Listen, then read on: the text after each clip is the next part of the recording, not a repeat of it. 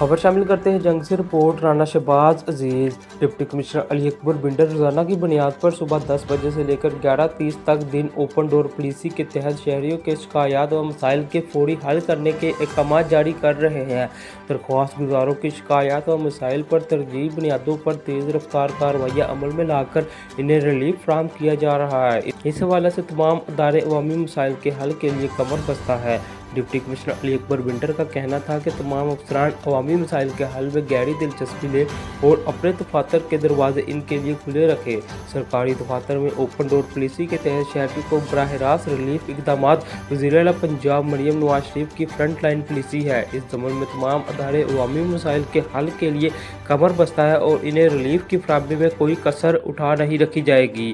Deputy commissioner ने दरख्वास्त गुजारों को यकीन दिलाया कि उनकी शिकायत व मसाइल पर तरजीही बुनियादों पर तेज़ रफ्तार कार्रवाइयाँ अमल में लाई जा रही है।